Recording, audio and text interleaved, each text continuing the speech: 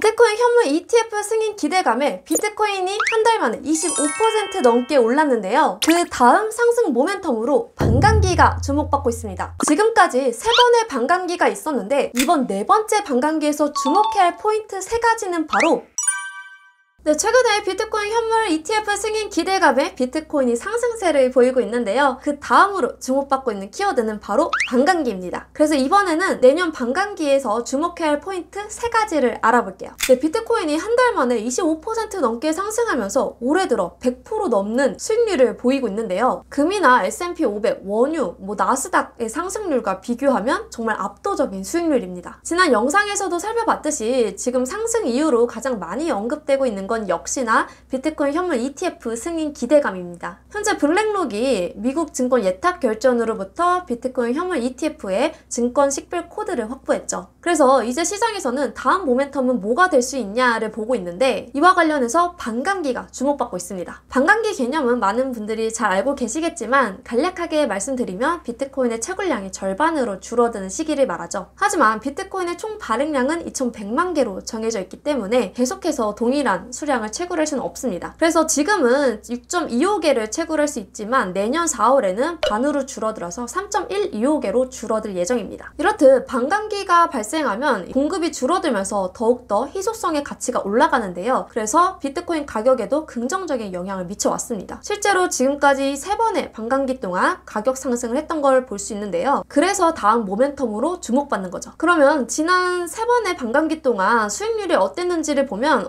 정말 엄청난 수익률을 다 모두 보였는데요. 평균을 내면 약 4,500%의 수익률을 보였습니다. 정말 압도적이죠. 현재 4번째 반감기 예상 시기는 내년 4월 정도로 예상이 되고 있는데요. 하지만 이제 채굴에 따라 달라지기 때문에 확실한 날짜는 예측하기가 어렵습니다. 자, 그러면 내년 반감기에서 주목해야 할 포인트 3가지는 뭘까요? 첫 번째로 비트코인 현물 ETF 승인 기대감과 기관 투자자의 관심이 높아지고 있다는 건데요. 아무래도 현물 ETF가 승인되면 이제 운용사들이 실제로 비트코인을 매입해야 하기 때문에 가격 상승에 긍정적인 영향을 미칠 수 있다라는 기대감이 커지고 있습니다. 또한 지난 영상에서도 다뤘듯이 기관 투자자들은 이미 비트코인을 눈치채고 야금야금 모으고 있는데요. 최근 발표된 비트코인 펀드 발행 기간 자료에 따르면 현재 이제 기관 투자자와 펀드 매니저들이 요즘처럼 좋지 않은 경제 상황에서 비트코인으로 대체 투자 전략을 모색하는 추세라고 밝혔습니다. 더불어 JP모건은 최근 보고서에서 최근에 비트코인 가격이 상승한 이유는 기관 투자자들의 자금이 많이 유입됐기 때문이다 라는 분석을 내놓기도 했죠. 게다가 일본 증권사는 기관 투자자용 비트코인 투자 펀드를 출시하기도 했습니다. 두 번째로 과거와 달리 비트코인을 공개적으로 지지하는 정치인들이 많아지고 있다는 점도 좀 주목할 필요가 있는데요. 그래서 저번 영상에서 이렇게 비트코인 관련 선거 활동을 후보자마다 정리를 했었어요. 이렇듯 비트코인에 우호적인 정치인들이 많이 나오고 있다는 것도 가격 상승에 대한 기대감을 키우고 있습니다. 마지막으로 반감기가 올 때마다 통화량이 증가했다는 점도 눈여겨볼 필요가 있는데요. 실제로 지난 3번의 반감기 때마다 통화량이 이렇게 증가한 걸 볼 수 있습니다. 특히 미국, 유럽, 일본, 중국의 4개 국가의 통화량이 증가하는 게 주요 포인트인데요. 이 4개 국가들의 통화량 추세를 보니까 2021년 2월에 정점을 찍고 쭉 하락하다가 올해 들어 소폭 증가하는 모습을 보이고 있습니다. 그러면 결국 통화량이 증가하려면 기준금리를 인하해야겠죠. 그래서 시장 참여자들이 인하를 언제 하는지 굉장히 관심이 많은데요. 연준이 발표한 자료에 따르면 현재는 5.5%이지만 내년에는 4.5에서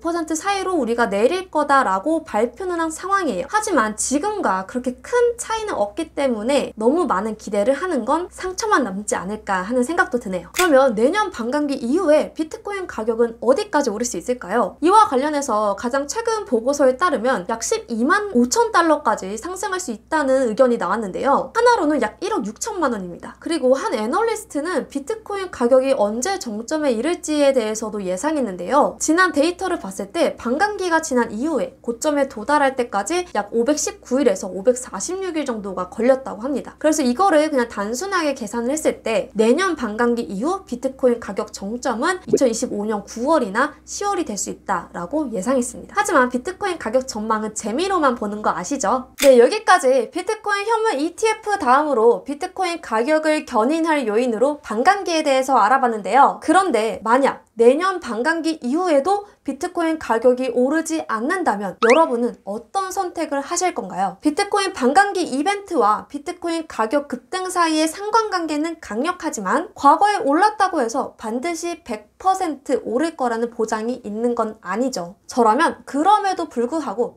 비트코인을 호드라는 선택을 할 건데요. 가격이 오르든 아니든 명목화폐의 한계점은 이미 만천하에 드러나 있고 비트코인은 이 문제를 해결할 수 있기 때문이죠. 이와 관련해서 마이클 세일러는 한 인터뷰에서 이렇게 말했는데요. 비트코인이 고점에 왔다고 생각했을 때 어느 정도 수익 실현을 하고 나중에 조정이 오면 다시 들어갈 생각이 없냐? 라는 질문에 세일러는 이렇게 대답했습니다. 아르헨티나에 있는 제게 언제쯤 달러를 팔고 아르헨티나 페소를 다시 살 생각이냐고 물어보는 것과 같아요. 여기서 비유한 달러는 비트코인을 말하고 페소는 법정화폐를 말하는데요. 여러분들이 아르헨티나에 있는 분이라고 생각해보세요. 인플레이션율이 138%까지 올라서 아르헨티나의 법정화폐인 페소가 쓰레기가 됐죠. 여러분들이라면 페소를 다시 살 생각이 드세요? 안 들죠? 이렇듯 세일러는 이미 법정화폐는 제 기능을 잃었기 때문에 다시 살 생각이 없는 거죠. 대신에 그 명목화폐의 한계점을 해결할 수 있는 비트코인을 영원히 보유해야 한다는 메시지를 전달하고 있습니다. 그러니 기대만큼 가격이 오르지 않더라도 너무 실망하지 말고 건전화폐라는 가치에 초점을 맞춰보는 건 어떨까요? 네, 그럼 지금까지 비트코인 커뮤니티 4의 크리스탈이었습니다. 다음 주에 또 만나요. 안녕!